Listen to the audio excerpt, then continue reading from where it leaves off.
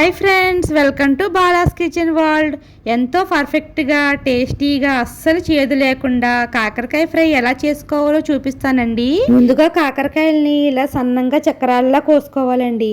కోసుకుని అందులో కొంచెం ఉప్పు వేసుకోవాలి. ఉప్పు వేసుకుని కలుపుకోవాలి. కాకరకాయలకి అంతా పట్టిలాగా మిక్స్ చేసుకుంటే కాకరకాయలోంచి నీరు వస్తుంది.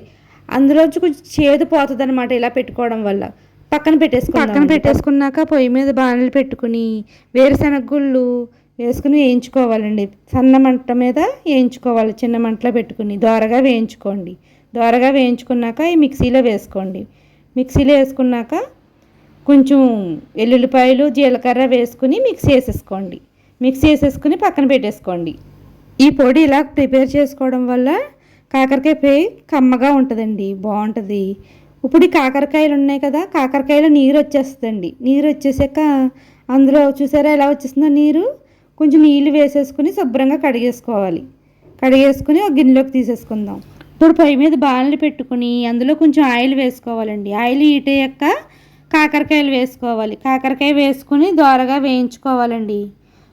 చిన్న మంటలో పెట్టుకుని దోరగా వేయించుకోండి. కాకరకాయలు నూనెలో బాగా వేగాలి. కాకరకాయ అప్పుడే కాకరకాయ చేదు ఉండదు. నూనెలో వేయించుకున్నాక సగం దోరగా వేగాక అప్పుడు ఉల్లిపాయలు వేసుకోవాలి.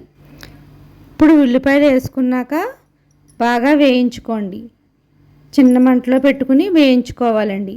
అందులోనే తగినంత ఉప్పు వేసేసుకుని సిమ్ములో పెట్టుకుని మూత పెట్టేసుకోవాలి. ఉల్లిపాయలన్నీ బాగా మగ్గాలి.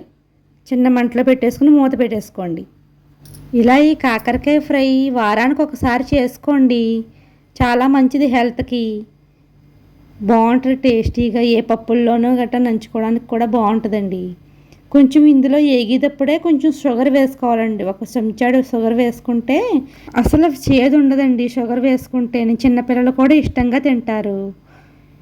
ఇలాగే నేను చెప్పినట్టు చేసుకోండి, ఎంతో టేస్టీగా వస్తుంది. కొంచెం పసుపు వేసుకోండి. ఇప్పుడు పసుపు వేసుకుని బాగా వేయించుకోవాలండి.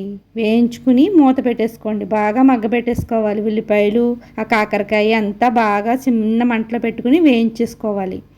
అప్పుడు కారం తగినంత కారం వేసుకోవాలి. కారం వేసుకుని వేయించుకోవాలి. వేయించుకుని 2 నిమిషాలు వేయించుకున్నాక మనం ముందుగా సిద్ధం చేసుకున్నాం కదండి పల్లీలు పొడి, అది వేసేసుకోవాలండి. వేసేసుకుని ఇంకో 2 నిమిషాలు వేయించుకోవాలండి.